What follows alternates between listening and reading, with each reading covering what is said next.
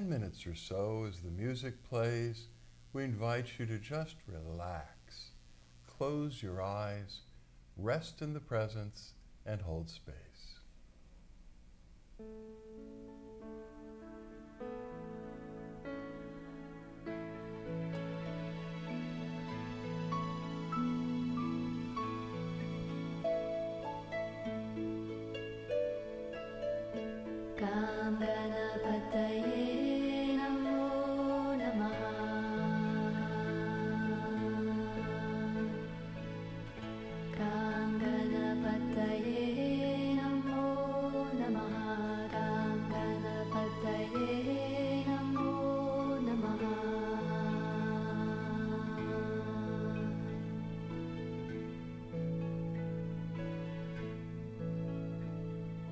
Jai Ganesha Gananatha Dayaniti Sakala Vignya Karadura Hamare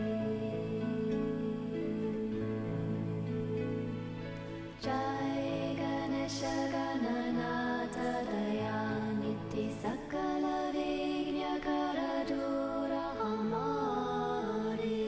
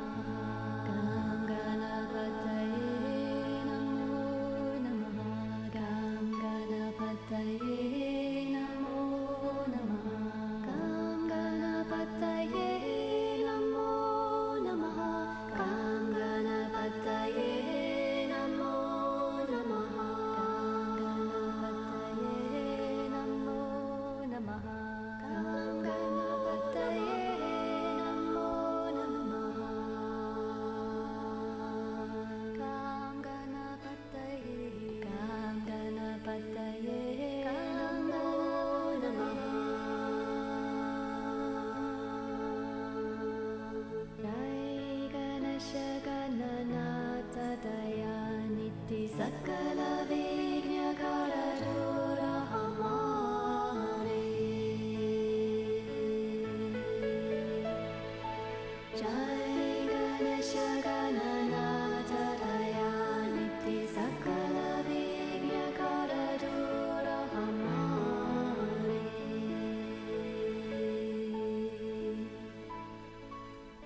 Kanganapataye Namo Namaha Kangana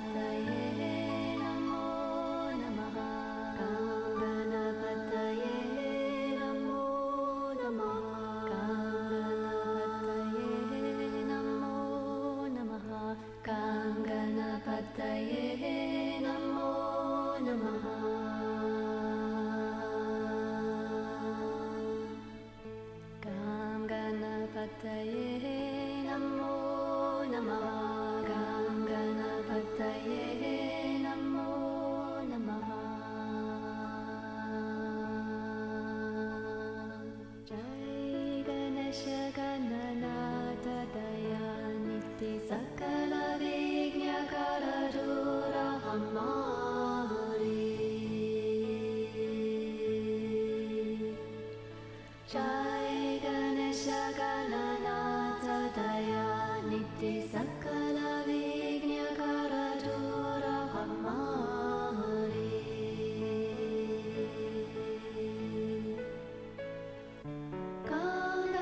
Ganapataye Namo Namaha Ganapataye Namo Namaha Ganapataye Namo Namaha Ganapataye Namo Namaha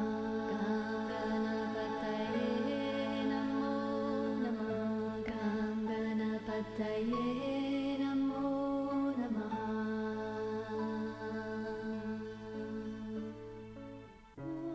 Suklam Bharadram Vishnu Sasivarnam Chaturbhujam Prasannavadanam Dhyaye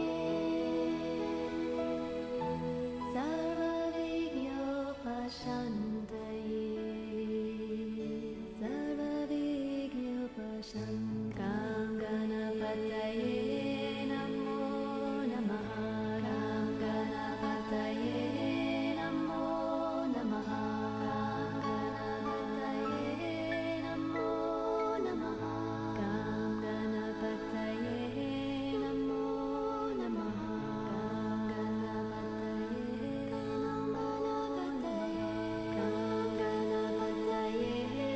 Namo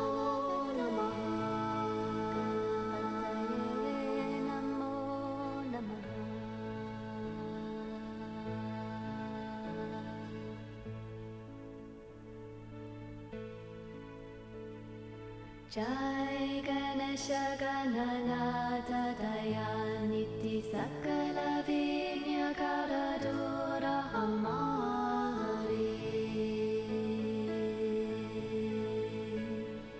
Jai Ganesha Gananata Dayaniti Sakala Vignya Karadura Hamari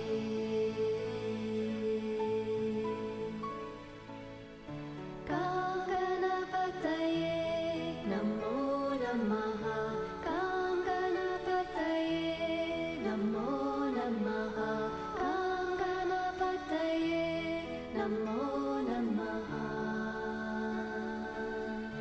Ganapataye Namo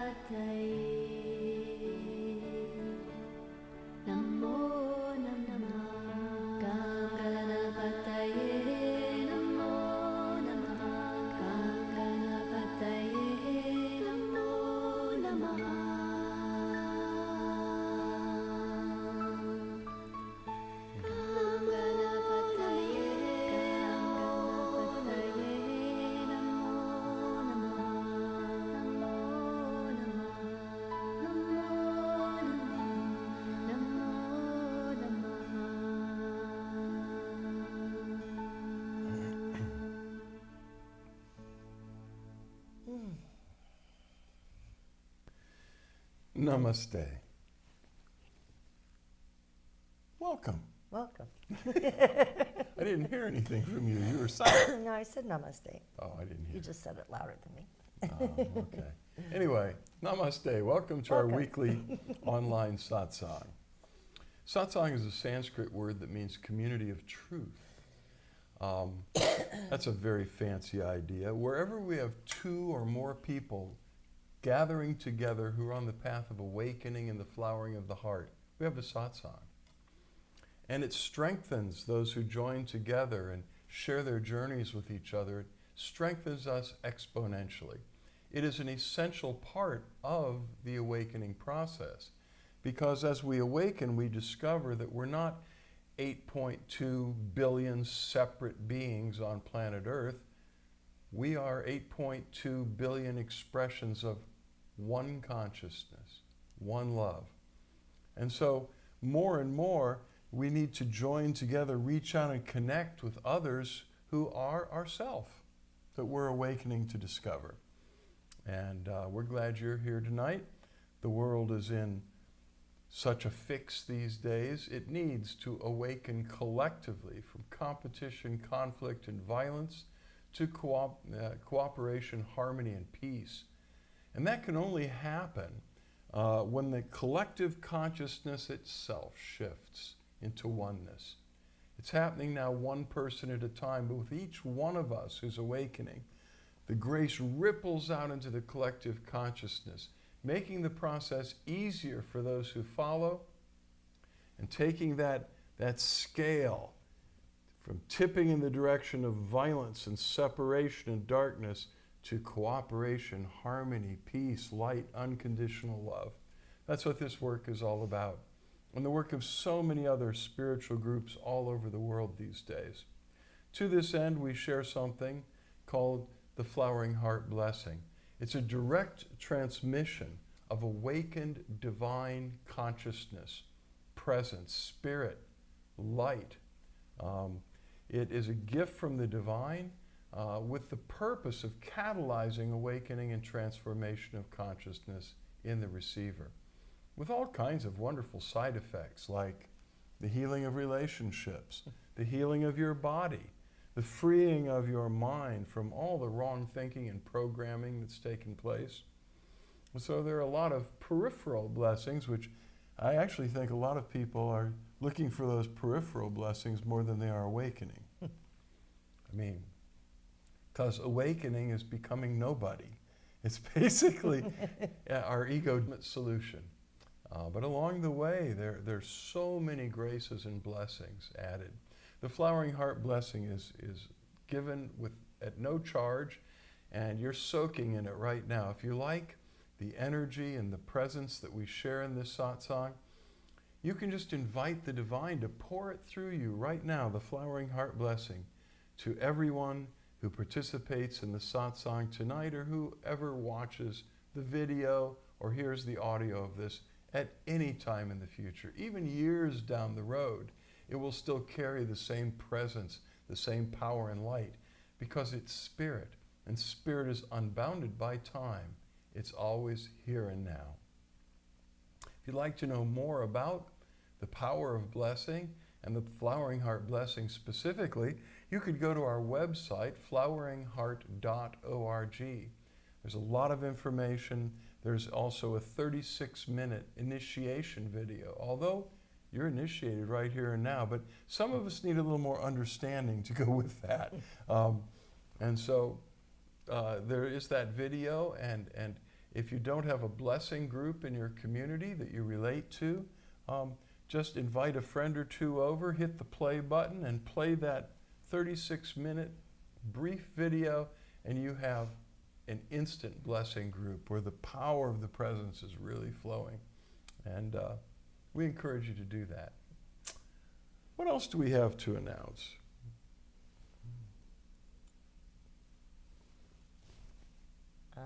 Okay. Are you here tonight? Yeah. Are you sure? Half here. I'm not sure. Oh, yeah, there we go. I knew that stuff. Starting April 5th, which is Easter Sunday, the members of the book club and the centering prayer group wanted to meet on Easter. We meet in person here at Flowering Heart Center, but also online via Zoom. Everyone's welcome. There's no charge. And from 2 to 3, we discuss a book that we're reading together. We just finished the Tao Te Ching, the sort of seminal foundational work of Taoism, written by Lao Tzu. And it's just, I had more fun with that than any other book we've read yet. And it brought everyone into a direct understanding of the fundamental idea of Taoism, which is, in Chinese, Wu Wei. Literally, that means not doing. Just flowing in harmony with the nature of the universe, allowing yin and yang to dance and naturally balance. It's a very beautiful spiritual tradition. But in the West, we're so caught up with doing. The idea of, what do you mean not doing? Am I going to sit on the sofa all day? Well, as it turns out, no, that isn't what it means. It means spontaneous action without forcefulness or ego-driven motives. Just a soul that is open, liberated, and free, flowing in harmony with all that is. That's the foundational thinking of Chan Buddhism, or Zen Buddhism, as it's known in Japan. And I encourage everyone to read and meditate on the Tao Te Ching.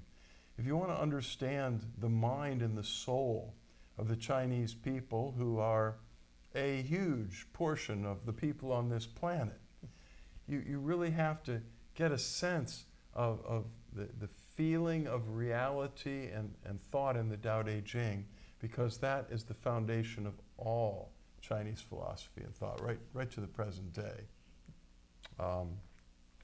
So, we just finished that. We're taking, the Centering Prayer Group will continue to meet at 3 p.m. Eastern Time every Sunday.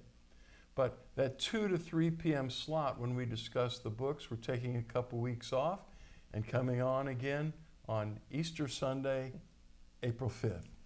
And we're going to be reading a book called Don't Believe Everything You Think, the expanded edition. Why Your Thinking is the Beginning and End of Suffering, by Joseph Nguyen. And it's really marvelous. If you read sort of the reviews about this, it's not what you may think on the surface. It's not about positive thinking. It's not per se a new thought treatise. It's a new paradigm that combines insights from Zen, from Taoism, and from New Thought into how to live free from the interference of thinking, excessive thinking, which is the root of suffering. So it's you can get it on Amazon for hard copy for $12.50. No one who's read it has been sorry. It's a good book. And we'll begin discussing it each Sunday from 2 to 3. And you can join us on Zoom or right here at Flowering Heart Center. There's more information on our website, on the link for the book club and interfaith centering group. And there's a link to exactly where you can get it overnight from Amazon. If you don't like shopping with Amazon, well, there are all kinds of other ways you can get this book. It's a New York Times bestseller. It's been translated and published all over the world. You can find a copy. I think those were the only announcements I had. The book club has been so enriching because everybody has their different perspectives on what they're reading, and we get to share our stories and our experiences with the different chapters that we go through. And we've gotten to know each other and get a different perspective, and it's just been really, really fun. It has indeed. Indeed, it has. Okay.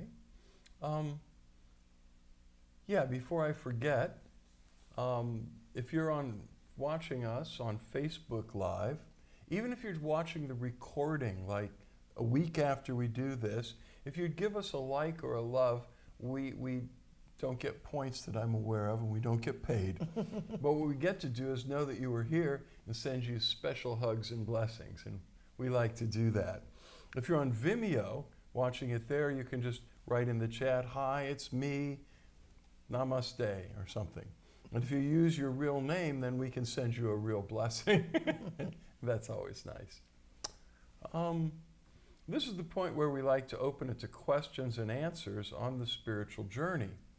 The best questions really are things that are arising from your own spiritual practice and experience. Things you might be experiencing, feelings, obstacles, breakthroughs on your practice of meditation, prayer, other spiritual practices. We'll take the philosophical questions, but sometimes that's just fodder for the mind. Because philosophy, as Lao Tzu said, the Tao that can be told is not the eternal Tao. I mean, philosophical questions often call to us, and we're curious, but does it make us more awakened or bring us closer to oneness with Source? Generally not. For very few people is the path of wisdom and knowledge the path to enlightenment and union with the divine. Just saying. But whatever questions you got, throw them out there, because it sparks the conversation. The divine is moved to pour out insight through me and Suzanne that could help us all, and may pour out something through you as well. In the meantime, while you think about what you might ask,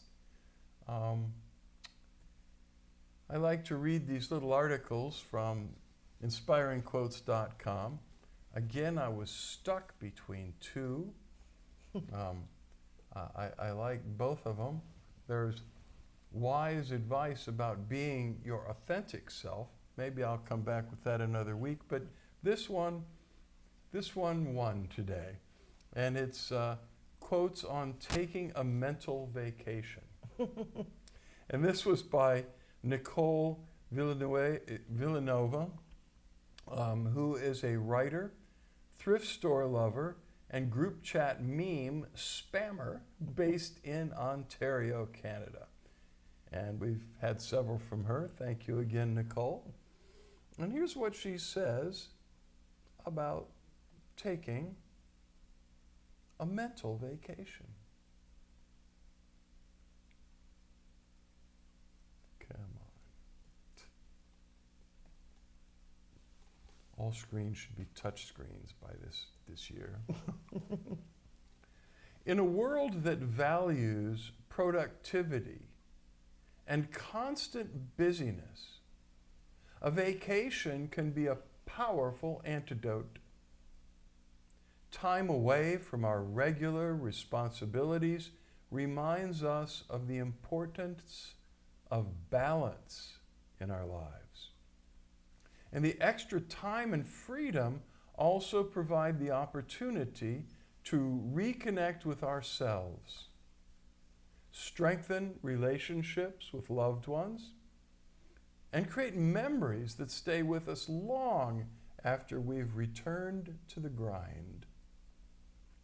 The benefits of vacation extend beyond relaxation.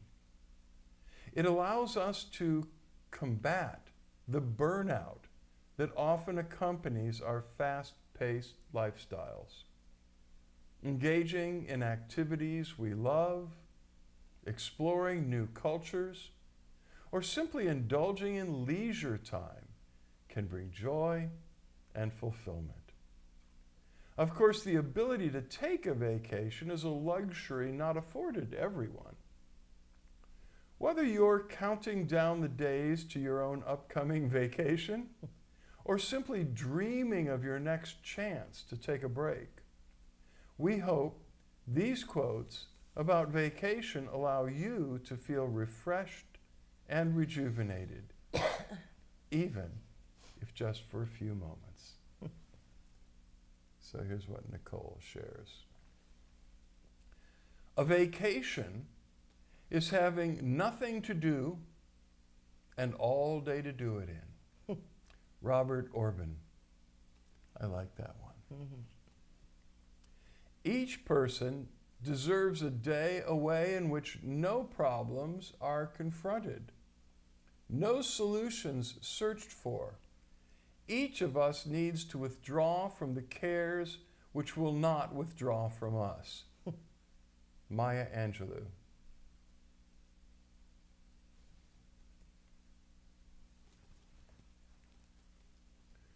To my mind, the greatest reward and luxury of travel is to be able to experience everyday things as if for the first time.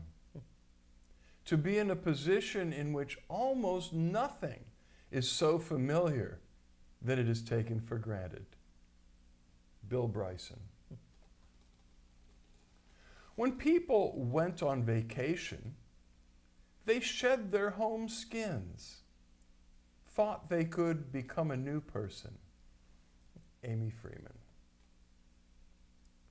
The purpose of life is to live it, taste, experience to the utmost, to reach out eagerly and without fear for newer and richer experience. Eleanor Roosevelt. Vacations are necessities, not luxuries. Charlie and Linda Bloom. The time to relax is when you don't have time for it. Sidney J. Harris. There's nothing like returning to a place that remains unchanged, to find the ways in which you yourself have altered. Nelson Mandela. Read a lot when you're on vacation, but nothing that has to do with your business. H. Jackson Brown, Jr. There was nothing like a Saturday, unless it was the Saturday leading up to the last week of school and into summer vacation. That, of course, was all the Saturdays of your life rolled into one big shiny ball. Nora Roberts.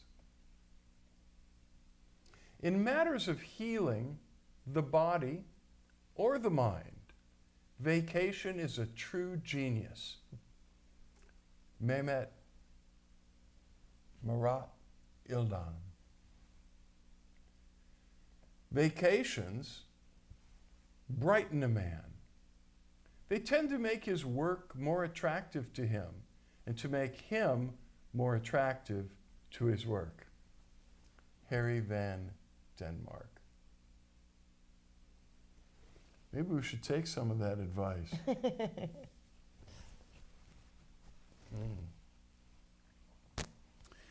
I think we need daily vacations.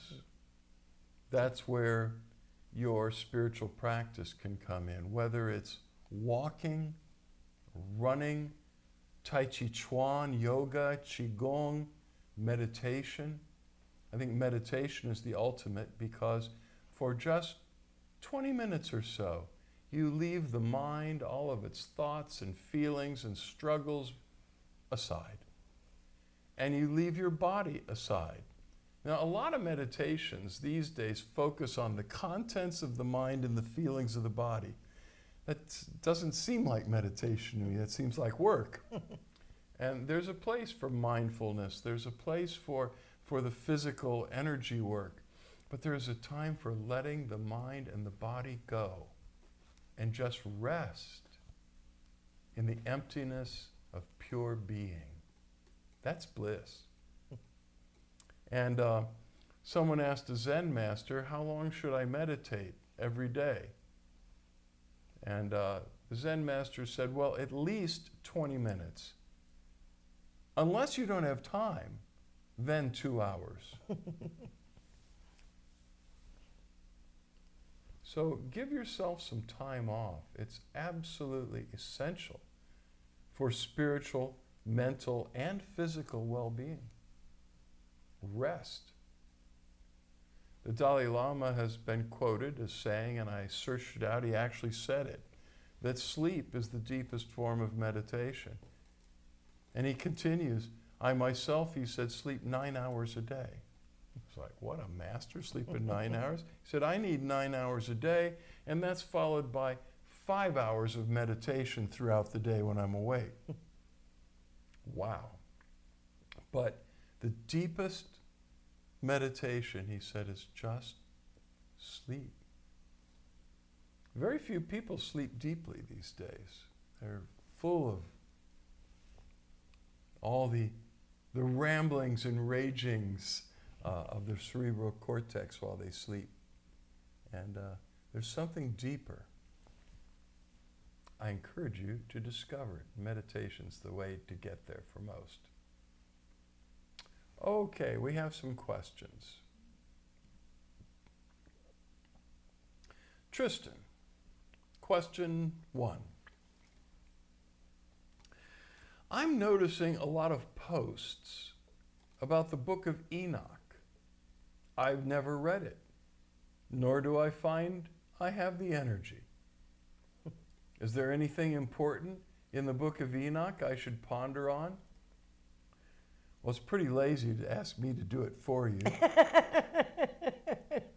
And I would suggest, I like where you said that I don't have the energy to want to read. You know, if there was something in it for you, there would be this energy for you to do it. At this point in my life, and for a lot of my life, I've read a lot, off and on over the years, libraries full of books.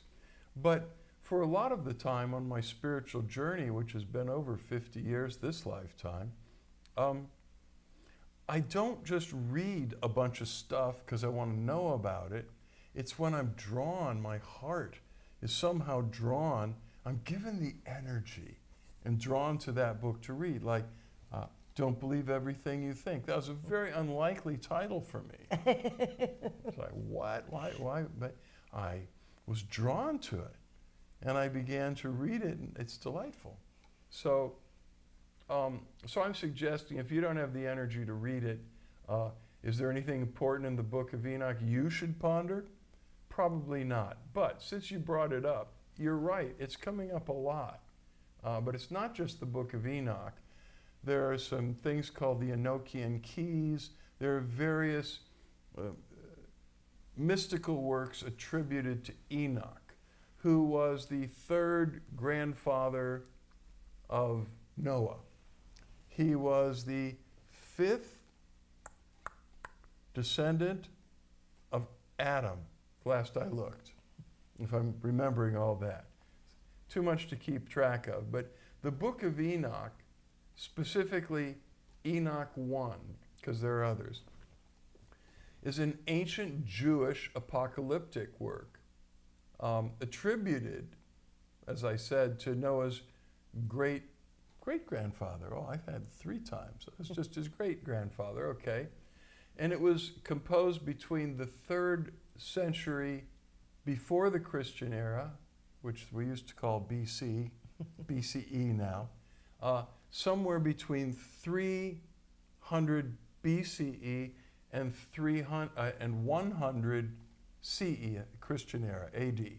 So somewhere in that period of 300 years before Christ to 100 years after Christ, it was composed. And it explores, and I see why you might be interested, fallen angels, sometimes called watchers. The Nephilim, who were a fallen race of angels that interbred with women, gave birth to giants. Enoch's journeys in heaven are described there, and final judgment. And it is only considered canonical, like real scripture, by the Ethiopian Coptic Church, who are pretty cool, actually. So, yes, it might be worth reading and looking into. What I'm seeing these days is, Enoch wrote a lot about demons and fallen angels and how they ended up that way, and names them. and in the Enochian Keys and some other Kabbalistic treatises, lists of angels are compiled. Angels of light and also the fallen angels. And there are magical systems that use the names of fallen angels / demons to go do their bidding, which I don't think is a really good idea. Nope, not a good idea. But while it has this sort of dark context of fallen angels and the Nephilim and the importance of final judgment, it influenced early Christian thought a lot. And it seems to have influenced a couple of comments that Jesus made about the resurrection and the afterlife being like angels, in which we will live like angels and not be given in marriage and certain things. Some of that stuff seems to reference the book of Enoch. And in the Epistle of James, it references the book of Enoch. So it really influenced early thought. But does that mean it's canonical scripture, something you can count on as being a very pure transmission of the prophetic word of the divine? Maybe not. So, I just told you what you wanted to know, and you decide. But if I were you, I would meditate more on the true nature of God and the holy angels and who we are as children of God and the potential as we're transforming from one degree of glory to the next into the image and likeness of the Christ. That's what I would focus on. I know you've had a lot of questions over I think we've been talking for years now, Tristan, about the demons and the fallen angels, and it is fascinating, and I don't agree with people that we should just ignore that. I heard over the years that it's important to know your enemy, at least up to a point. But that becomes obsessive for some people. They're just wrapped up in this wrestling and warfare with the powers of darkness, and it's just unnecessary. When you come into a dark room, turn on the light. How do you do that? Call on the name of the Most High. There are lots of names. I mean, in Islam, a lot of the spiritual practice is meditating on enchanting many, many, many different names of the divine.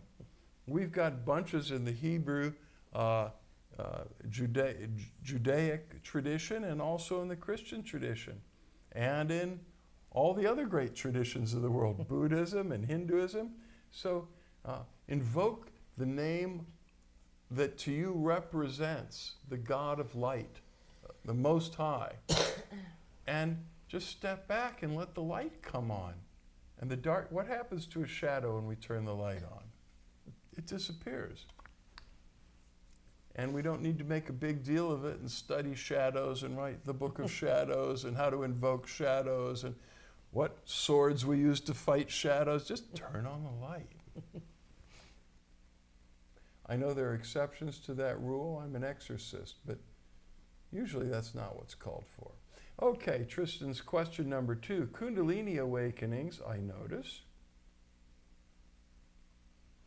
people without a guru or sadhana, without a spiritual practice discipline in their lives or a spiritual teacher, really wanting to awaken their Kundalini manually. What are the misconceptions about manually awakening your Kundalini, and what is the proper measure? Okay, when we say manually, I guess you mean do it yourself. I'm not sure we can ever actually do it ourselves. There are many, many meditation practices that are being taught these days. A lot of it came into the popular spiritual forefront through the 1960s and afterwards through the teachings of Yogi Bhajan, the great Sikh Kundalini master, and the 3HO organization, which has propagated Kundalini yoga, especially in North America, but all over. And there certain mantras are taught, certain asanas, certain breathing exercises, pranayama, that very powerfully activates and releases the Kundalini, which, for those of us that may not be familiar with it, is an energy that they always used to say it lies dormant in the root chakra at the base of the spine until it's awakened. The best way for Kundalini to be awakened is through the direct relationship with an awakened teacher, master, or guru. And it's very common in the presence of such a being to be contaged by their awakening Kundalini and experience that energy rising. The Kundalini energy in normal people, whatever that is, sounds like an insult.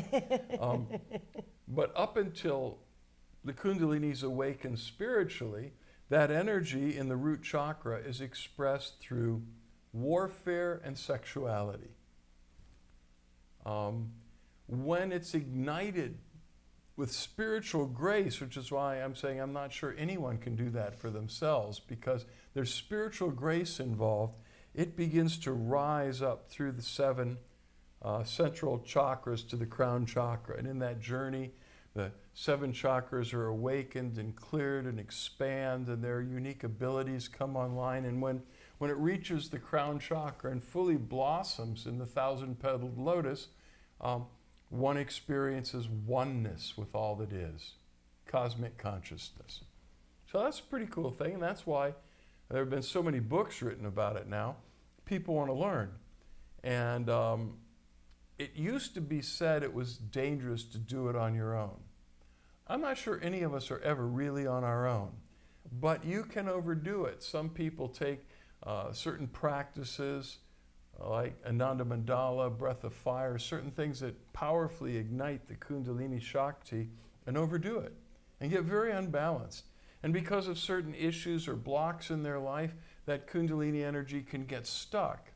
And if it gets stuck in this chakra number 2, the sexual chakra, people can find themselves driven by hypersexuality. That's not a good thing.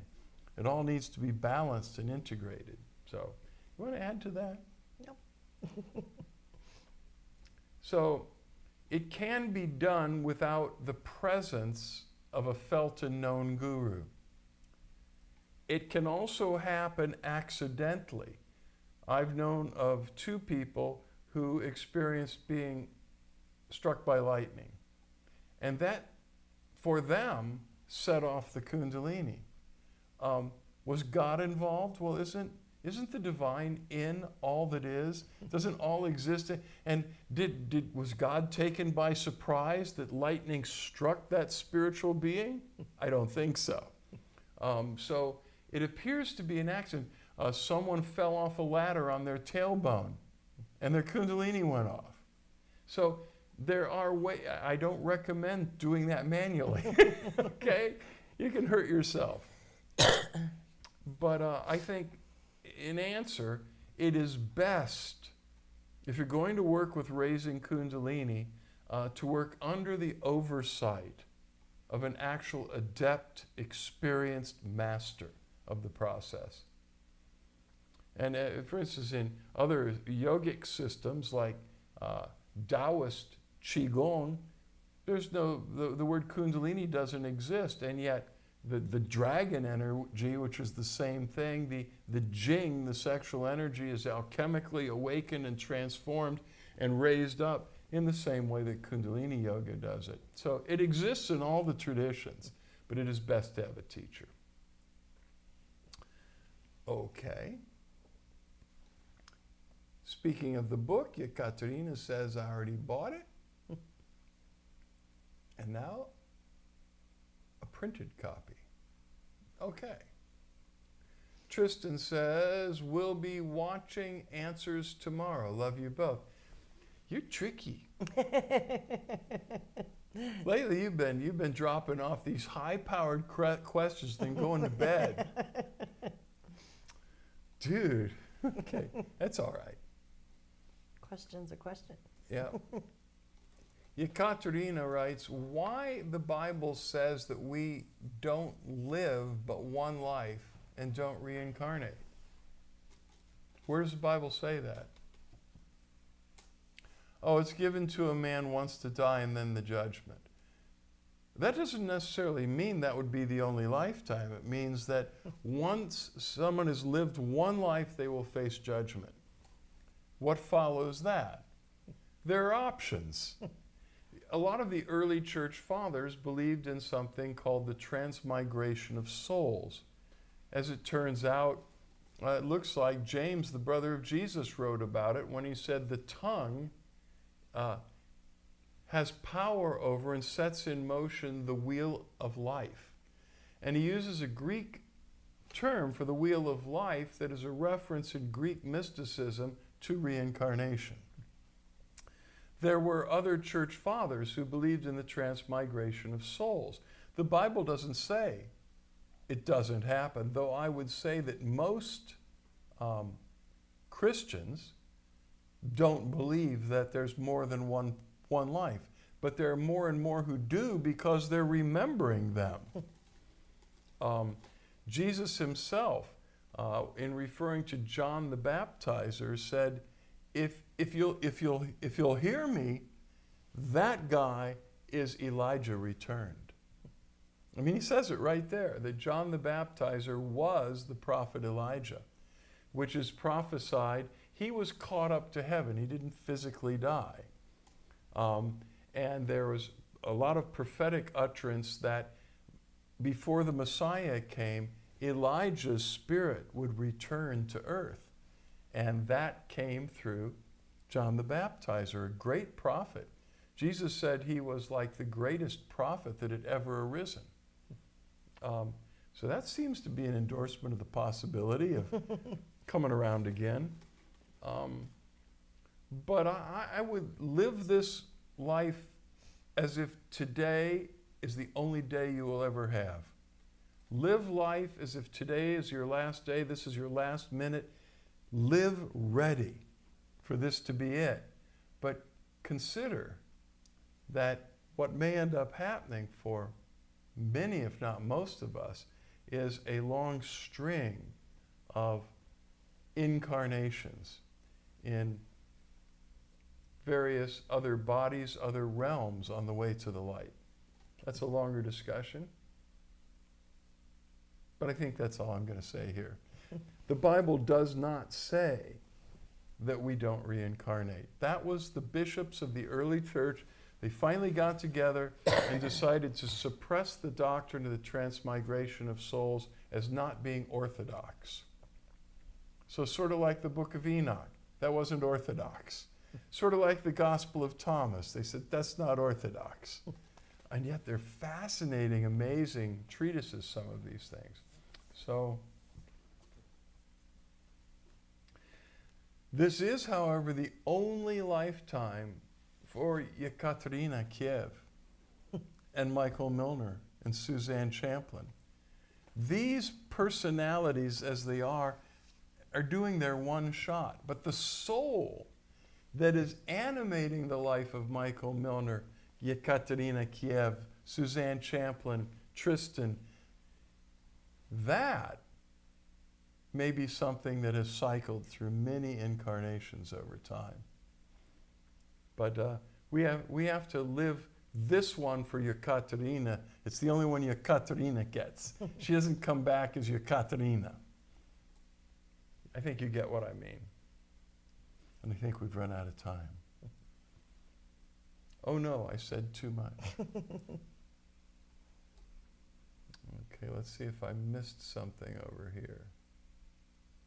Nope, that's all good. So, if you would, close your eyes. Close your eyes and invoke the divine presence within.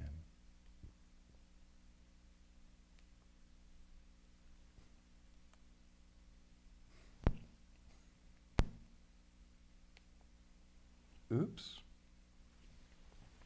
Okay.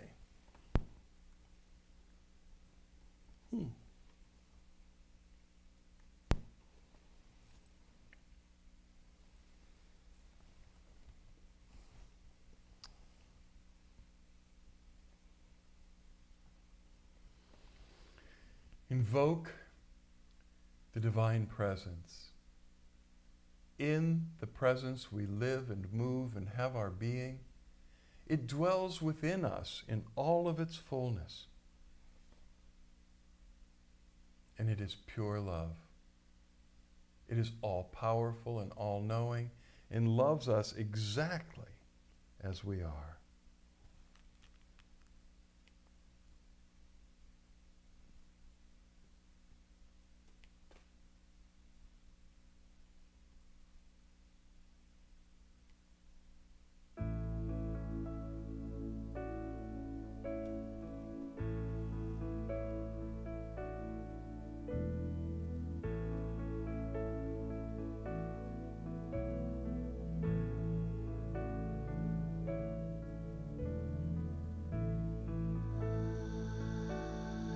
This divine presence knows exactly what you need and has the power and the wisdom to transmit that to you.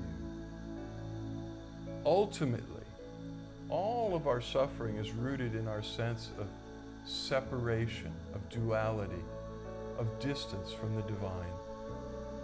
And the divine presence wants to dissolve that right now. Drink in the presence. Breathe it in. You don't need to beg or ask right now because the divine already knows. Just relax and receive.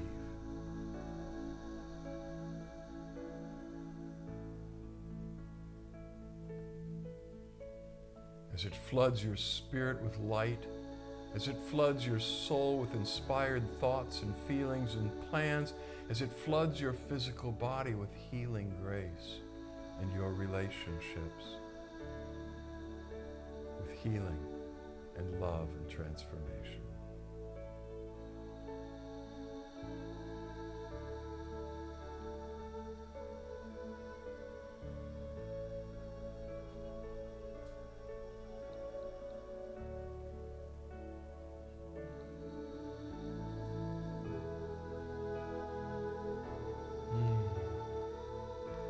Keep drinking it in. Keep receiving it.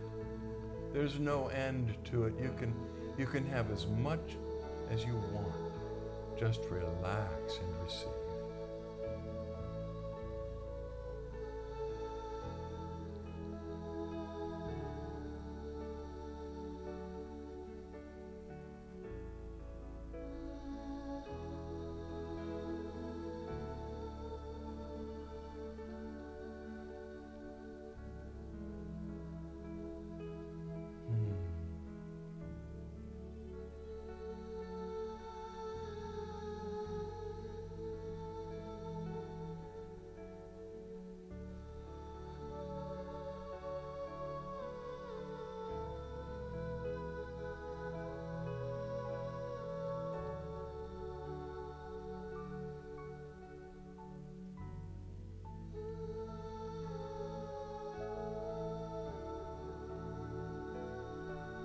Imagine, visualize us sitting in a circle together with your eyes closed.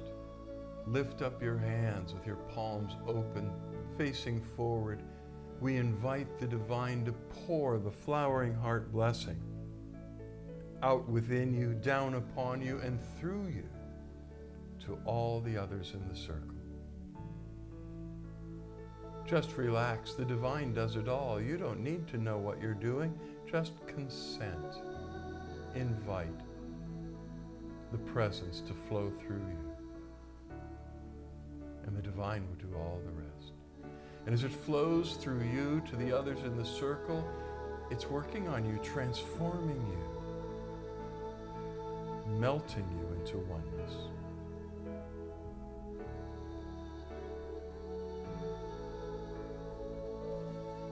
Let us envision the planet Earth in the middle of this circle, the beautiful blue marble in space.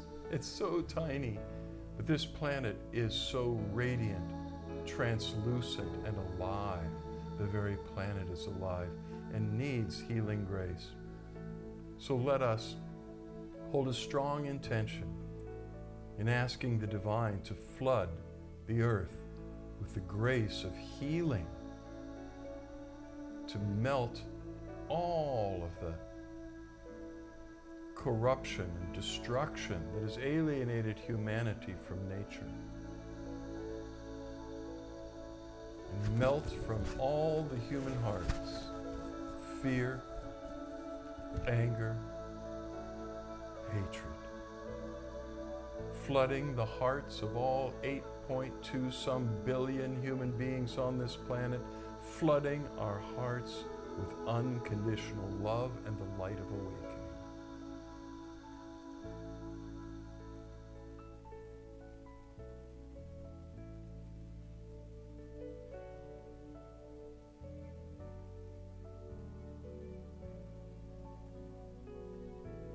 May it bring an end to war and all violence.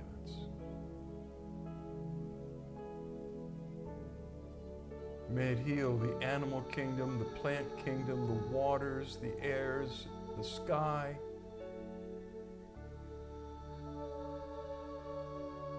The planet itself through and through.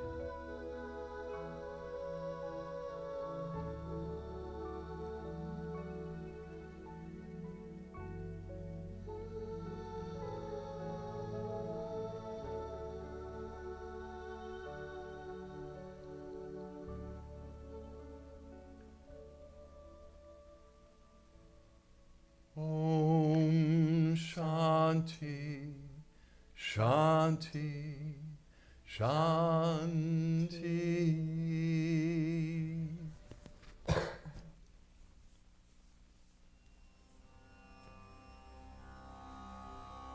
Now you can relax your hands in your lap. You can open your eyes and begin to make direct eye contact with Suzanne and or me. Just keep gazing at least one of our eyes during the light meditation. During the light meditation, we are flooded with oceans of light and love and grace for you. It pours through every fiber of our being to you, especially through our eyes, the windows of the soul. As you keep looking, that's all you need to do. You don't need to beg, ask, try. Just relax and receive. And the light will stream out through our eyes, in through your eyes, into your heart of hearts, your spiritual heart, causing the flames of divine love and the light of awakening to grow brighter and brighter and brighter within you. Just keep looking and receiving.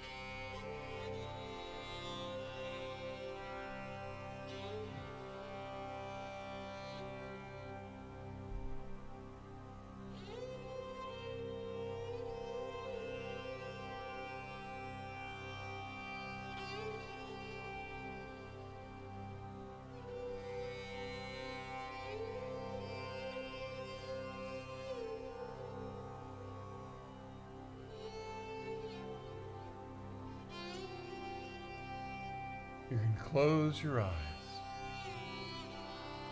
Meditate with us a few more minutes.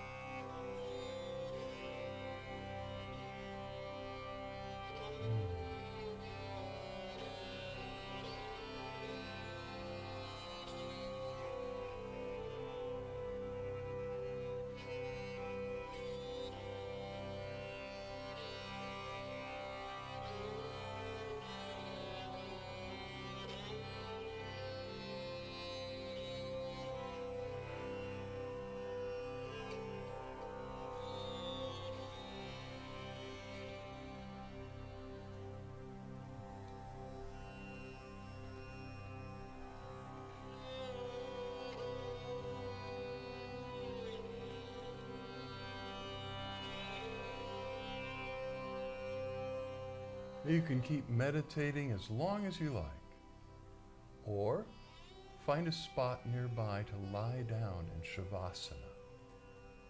In the Shavasana pose, you simply lie comfortably on your back, with your eyes closed and your arms loosely at your sides, with your palms open, turned upward, and just dissolve with gratitude in the presence. We love you so much. Much love, light, and blessings. Until we meet again, know that the divine in us beholds the divine in you, and we bow to you. Namaste. Namaste.